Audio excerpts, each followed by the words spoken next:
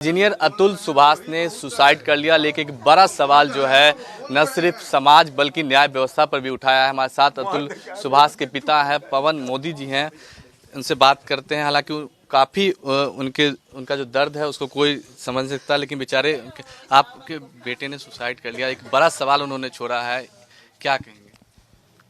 कानून व्यवस्था यहाँ की इतनी खराब है कि मैं इसका बयान नहीं कर सकता हूँ। एक दिन जिसकी बहू यहाँ पूसा रोड में रही हो और वो पूरे परिवार पर दहेज और तरह तरह के उत्पीड़न का केस लगा दी हो, एक केस खत्म होता है दूसरा केस खत्म हो तीसरा केस, 11 केस लगाई हुई थी। 20,000 रुपया मेंटेनेंस का बाकी मेरा बेटा दे रहा था, उसको 40,000 कर दिया गया, 40 से 80,000 कर दिया गया। 5 करोड़ रुपया दोगे तो मीडिएशन का दिए। जज का वर्सन है, एक जज जब करप्ट हो सकती है तो इस देश में क्या बचा है, हमको ये बताइए। आप जाते हैं गुहार लेके कहाँ, न्यायालय में। न्यायालय का फैसला कौन करता है? मजिस्ट्रेट करता है। मजिस्ट्रेट के पास लोग क्यों जाता है? इंसाफ मांगने जाता है। उसको किसी कानून के धारा की जानकारी नहीं है, उसको मजिस्ट्रेट पर बैठा दिया जाता है। ये अपने कानून की व्यवस्था है यहाँ के भारत की। बेंगलोर में अतुल रहते थे, आप समस्तीपुर में रहते हैं, यहाँ से जौनपुर जाना पड़ता था। कई मामले आप पे 11 केस है कि अक्सर आपको जाना पड़ता होगा? अक्सर जाते थे। हमारे वकील हमारी अवस्था को देखकर टाइम लेते थे। फिर हम गए तो हम लोग को एक आदमी को बेल कराने के लिए यूपी का नियम है कि 2 बेलर चाहिए। दोनों बेलर को 20-20 हज़ार का एफडी चाहिए। मैं यहाँ से 8 बेलर लेके गया था। 4 आदमी पर 8 बेल कराने वाले लोग यहाँ के मेरे समाज के गए थे। कोई कोठिया के लोग थे, यहाँ से 2-3 आदमी थे, पूसा रोड से हमारे रामविलास भैया गए थे, सब गए थे। हमको बेल करा के हम लोग परिवार आ गया। उसके बाद फिर केस हुआ, मैंने फिर तारीख पड़ी तो फिर हम गए। मेरा लड़का तो 40 बार आया है बेंगलोर से सर। हम तो मान लीजिए 10 घंटा में पहुंच जाते हैं, उसको बेंगलोर से चलना, बेंगलोर का ट्रैफिक के कारण लोग को फ्लाइट पकड़ने के लिए 7 घंटा पहले 6 घंटा पहले जाना पड़ता है। उस शनिवार को चाहता कि हम जाएं, मेरा समय बच जाए। बहुत बड़ा साइंटिस्ट था, तो वो अपना समय बचाने के लिए शनिवार को निकलता था। वहाँ जाता था, मालूम पड़ता था कि आज नहीं आई मजिस्ट्रेट, नहीं आई तो उसका कोई विकल्प नहीं है। उसका पेशकार कहता था कि 500 रुपया दोगे तो तुमको थोड़ी 10 दिन के बाद की तारीख देंगे, नहीं दोगे तो 4 दिन के बाद की तारीख देंगे। यही तो खेला है सर। उनके साथ कई न्यायालय में भी जो है उनके साथ कई बार बहुत, वहाँ का तो भाई नेम बताया है, पेशकार का नाम बताया है उसने, माधव। उसका ये है कि जज के सामने वो पैसा लेता है, 50 से लेके 500 तक का उसका रेशियो है।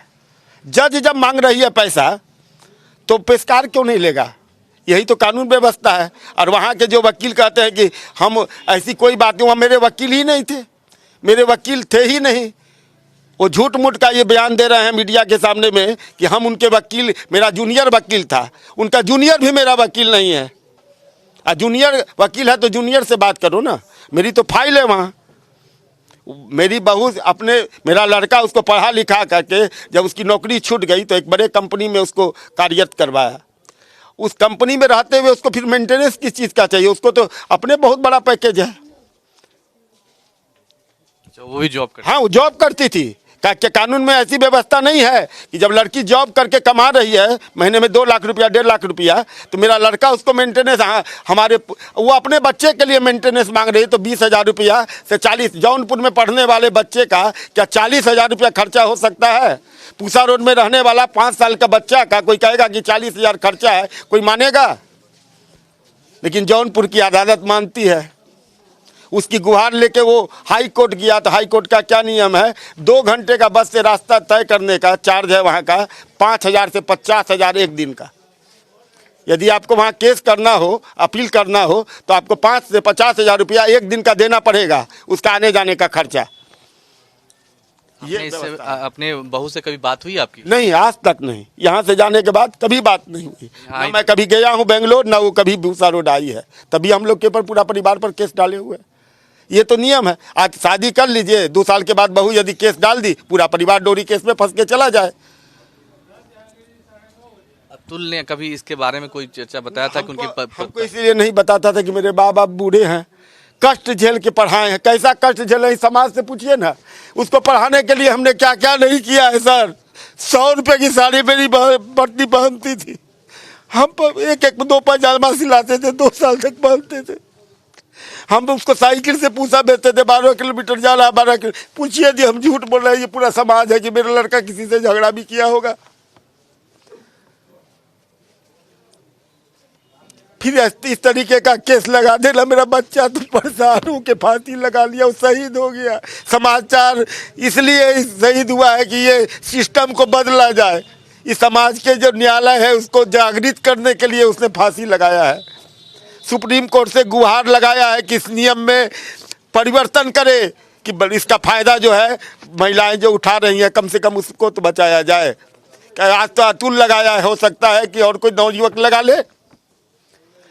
ऐसा केस जो है ना, सैकड़ों केस, हजारों केस जौनपुर में चल रहे हैं, पूरे भारत में चल रहे हैं। क्या आप सरकार से या फिर न्याय व्यवस्था जो हमारा सिस्टम है इंडिया का, उसको लेकर जो बातें हैं, खैर उनसे बात करेंगे। इनके भाई हैं हमारे साथ हैं, विकास है। क्या कि जिस तरह से आपके भाई ने सुसाइड कर लिया, कई सवाल खड़े हो गए हैं भारत के जो है न्याय व्यवस्था से लेकर पुलिस प्रशासन पर, क्या कहेंगे? सर, मैं सुप्रीम कोर्ट ऑफ इंडिया से दरख्वास्त करूंगा इस केस को स्यू मोटो अपने अंदर लेके इस केस की गहन अध्ययन से जांच करवाई जाए। पता किया जाए कि कौन करप्ट है, कौन क्या सही है, किसकी गलतियां हैं, और जिसकी भी गलतियां हैं वो अगर प्रूफ होती है तो उसके लिए सभी लोग को उस हिसाब से कठोर सज़ा दी जाए। मैं ये मांग करता हूँ सुप्रीम कोर्ट से। मेरा मानना ये भी है कि जो जज के ऊपर जो एलिगेशंस लगाए हैं मेरे भाई ने, आप आपके पास इतने राइट्स हैं कि आप उनकी आय से ज़्यादा अगर उनके पास एसेट्स हैं तो इससे आप वेरीफाई कर सकते हो कि पैसे कहाँ से आए। क्यों, क्या सिर्फ ये करप्शंस जो है वो क्या ये करप्शंस जो है वो सिर्फ और सिर्फ जो है वो बाकी लोग ही नहीं करते, जज भी करते हैं। ये समझना होगा, बिकॉज कि जज सामने उसे बोल रही है कि 5 लाख रुपए दोगे तो मैं केस सेटल कराऊंगी, अदरवाइज तुम्हें और तुम्हारे पूरे फैमिली को हम कोर्ट में लेके आएंगे। क्या ये कैसे सही है? ये तो सुप्रीम कोर्ट ही देखेगा कि कैसे कर सकते हैं। मेरे भाई ने प्रेसिडेंट ऑफ इंडिया को भी मेल किया है।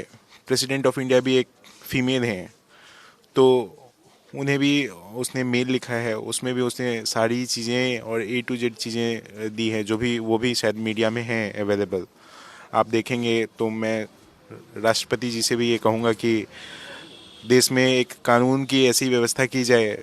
मैं होम मिनिस्टर अमित शाह जी से भी कहूँगा या दरख्वास्त करता हूँ कि एक ऐसा कानून आए जिसमें मेन की बात भी की जाए, मेन भी अपने आप को सिक्योर फील करे। आगे आने वाला टाइम हो सकता है कि कुछ ऐसा होगा कि जहाँ पे लड़के शादी करने से डरेंगे, तो ये सिस्टम जो है वो आपका ख़राब हो जाएगा या सिस्टम आपका बदल जाएगा। हिंदू एक्ट के हिसाब से अगर मैं देखूं तो हिंदू एक्ट में ये भी लिखा गया है कि लड़की के ऊपर भी 50% हिस्सा जो है वो उसके अपने फादर का जो हिस्सा है वो उसका होता है। तो फादर के मरने के बाद कोई भी लड़की 50% एसेट्स जो है वो लेके आती है क्या, मतलब इक्वली एसेट्स जो है वो डिस्ट्रीब्यूट होता है भाई और बहन में। तो बहन जो है वो क्या वो एसेट्स जो है वो लेके आती है क्या अपने ससुराल? कभी नहीं होता है। तो कहाँ ये एक्ट का फॉलो हो रहा है? क्या नहीं हो रहा है। तो कई सारे कानून आपने ऐसे बना रखे हैं जहाँ पे महिलाओं को वो चीज़ फॉलो नहीं करनी है, लेकिन लड़कों को फॉलो ही करना है। अगर शादी किए हो, लड़की अगर 10 अफेयर रखती है शादी के बाद, तो आप डिवोर्स लेने के लिए जाओ तो आपको क्या उसके बाद पैसे नहीं देने पड़ेंगे? बिल्कुल देने पड़ेंगे, बिकॉज कि इंडिया में ऐसा कोई लॉ नहीं है जिसमें लड़की अगर गलत हो के, अगर मैं यदि चाह रहा हूँ कि मेरी वाइफ जो है वो 10 अफेयर रख रही है और मैं उसको डिवोर्स दे दूँ और वो मेरे से मेंटेनेंस कॉस्ट उसके बाद भी देना पड़ेगा, सेम यही ट्रायल चलेंगे, यही सारे सेक्शंस वो अप्लाई करेंगे मेरे ऊपर कि उनका कुछ भी नहीं था, आपको ही पैसा देना है। तो क्या ये वुमेन एम्पावरमेंट सही है या क्या इसका फ़ायदा नहीं उठाया जा रहा है समाज में? मेरे भाई ने जो सुसाइड किया है वो इस सिस्टम को जगाने के लिए किया गया है। करप्शंस जो चल रहे हैं देश में उसको जगाने के लिए किया है कि आप करप्शन से कैसे निपटारा करेंगे, कैसे करप्शन को ख़त्म करेंगे। इस चीज़ के ऊपर सरकार डिसाइड करे, सुप्रीम कोर्ट देखे कि कैसे इस चीज़ को हैंडल किया जा सकता है। एक वीडियो जौनपुर से आया है, आपके भाई के जो सास हैं, जो उनके साले हैं, वो उस वीडियो से मीडिया की नज़रों से भागते हुए नजर आ रहे हैं रात के अंधेरे में। सर मेरा ये क्वेश्चन है सिर्फ कि अगर लड़कियां सुसाइड करती हैं तो 24 घंटे के अंदर लोग अरेस्ट हो जाते हैं बिना सुसाइड नोट के, बिना कोई सुसाइडल वीडियो के। कुछ दिन पहले की एक न्यूज़ है, अगर मैं आपके साथ शेयर करना चाहता हूँ वो फ़ोटो दिखा के, कि इसमें एक लड़के ने सुसाइड किया, वीडियो बनाया, वीडियो नोट लिखा, फिर भी उसके मरने के बाद जो है वो 2 महीने तक एफआईआर नहीं होती। एक्स फियांसे के ऊपर जो एलिगेशंस लगाए थे उसने, वो अरेस्ट नहीं हुआ।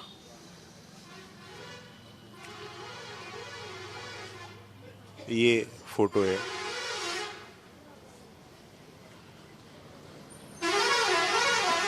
क्या मांग है आपकी सरकार और जो सिस्टम है? सेम इसी फोटो को अगर मैं देखूं तो यहाँ पे मेरा भाई भी अभी है जिसने 80 मिनट का वीडियो पोस्ट किया है और सुसाइडल नोट लिखे हैं 24 पेजेस के, जो पूरे मीडिया में है, और इसके बाद भी कुछ भी नहीं हुआ।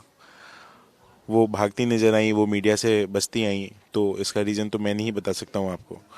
कुछ जजेज, कल मैं न्यूज़ देख रहा था कि कुछ जज जो हैं वो फेवर कर रहे थे कि उनको हाई कोर्ट जाना चाहिए था सिस्टम के खिलाफ जाके, वो उन्होंने इतना बड़ा स्टेप लगाया किया, वो गलत है, उनको कुछ और डायरेक्शंस में काम करने चाहिए थे।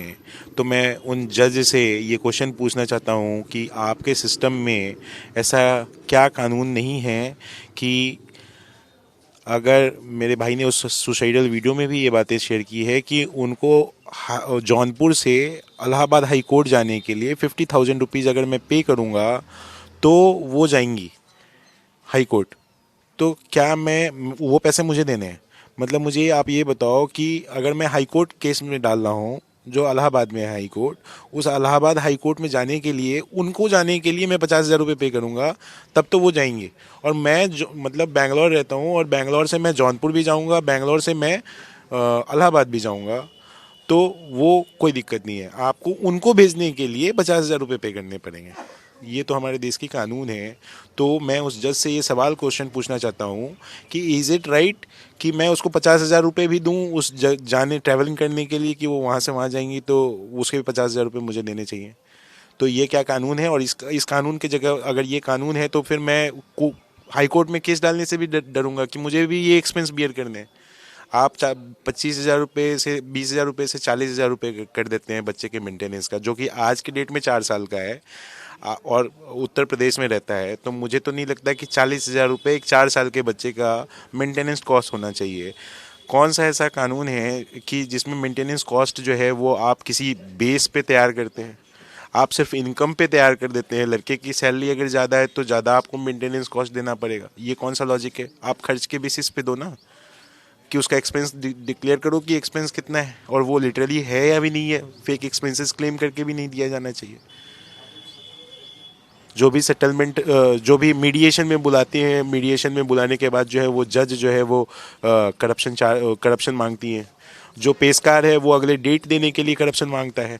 वो पेशकार के बारे में तो उसने वीडियो में बताया है कि हर एक बंदे से वो 50 रुपये तो पक्का ही लेता है। अगर कोई पैसा ज़्यादा कमाता है तो उससे 500 भी लेगा और 1000 भी लेगा। तो क्या ये सवाल मेरा ये भी है कि आप आय से ज़्यादा अगर उसके पास एसेट्स है तो आप इससे ये वेरीफाई कर सकते हो कि क्या वो पेशकार की सैलरी होती है या क्या होती है, ये मुझे नहीं पता। इनकम कैसे जनरेट होती है उनकी, तो आप इनकम टैक्स रिटर्न और ये सारी चीज़ों से वेरीफाई कर सकते हैं कि क्या करप्शन है या नहीं। तो जजेस की भी देखी जाए, और जो जज के ऊपर जो एलिगेशंस मेरे भाई ने लगाया है उसके ऊपर भी देखे जाएं। उसके शायद हस्बैंड भी शायद उसी कोर्ट में या कुछ तो रह चुके हैं। तो दोनों के इनकम से ज़्यादा अगर एसेट्स मिलते हैं तो आपको इस पे ट्रायल करवाना चाहिए, इस पे पता करवाना चाहिए कि कैसे उनके पास ये इनकम जनरेट हुई और एसेट्स क्रिएट हुए। तो मेरा क्वेश्चन जो है वो मेरे भाई ने जो क्वेश्चंस आप पुट किए हैं उसे न्याय मिलना चाहिए, और बिना न्याय के हम लोग आखिरी लड़ाई तक लड़ने के लिए हम रेडी हैं। सुप्रीम कोर्ट इसमें डिसाइड करे कि कौन गलत है कौन सही है। और एक मैं हमेशा अभी से जब से ये हुआ है तब से मैं गुहार लगाने की कोशिश कर रहा हूँ कि एक देश में एक ऐसा कानून होना चाहिए या एक फोरम होना चाहिए या एक कमेटी होनी चाहिए जहाँ पे एक लड़का भी कुछ जाके कुछ बात कर सके, एक लड़का भी जाके कुछ अपनी मेरे जो राइट्स हैं वो अपना प्रेजेंट कर सके, वहाँ भी उसकी बात सुनी जाए कि कौन सही है कौन गलत है। जो निर्भया कांड के बाद जो हुआ उसके बाद लॉ में इतने सारे चेंजेस आ गए जिसमें वुमन को इतना एम्पावर कर दिया गया कि आज वही एक्ट हमारे खिलाफ चल रहे हैं। एक हस्बैंड जो है एटीएम की मशीन की तरह यूज़ हो रहा है, वो पैसा ज़्यादा कमाता है तो सारी चीज़ें ज़्यादा देनी है आपको। कोई भी आप ऐसा मैरिज देखे हो जिसमें लड़कियां ज़्यादा कमा रही हैं और लड़के कम कमा रहे हैं और उसकी शादी हो जाए? कोई ऐसा एग्जांपल मुझे दो जो अरेंज मैरिज में अगर होता है। मैं उसकी बात नहीं करूँगा जिसमें लव मैरिज में हो सकता है हो जाए, बट अरेंज मैरिज में कभी ऐसा होता है क्या कि अगर लड़की 20 लाख रुपए कमा रही है और लड़का 5 लाख रुपए कमा रहा है तो शादी हो जाए? कभी नहीं होगा ऐसा। तो फिर ऐसा अत्याचार क्यों किया जा रहा है हमारे ऊपर? तो ये थे हमारे साथ अतुल के परिवार, उनके भाई थे जिनके एक बड़ा सवाल खड़ा कर दिया। जिस तरह से अतुल ने सुसाइड के बाद जो है इस पूरे सिस्टम को खास करके भारत के न्याय व्यवस्था पर जो सवाल खड़े किए हैं, इस पर इनके फैमिली का कहना है कि उन्हें जस्टिस मिले और कहीं ना कहीं जो कानून है उसमें सुप्रीम कोर्ट और सरकार को जो है सुधार करने का जो है आग्रह इन लोगों के द्वारा किया जा रहा है। कैमरा अभिषेक के साथ शक्ति, India news, Samastipur. For more such videos, subscribe to the NewsX YouTube channel, hit the bell icon.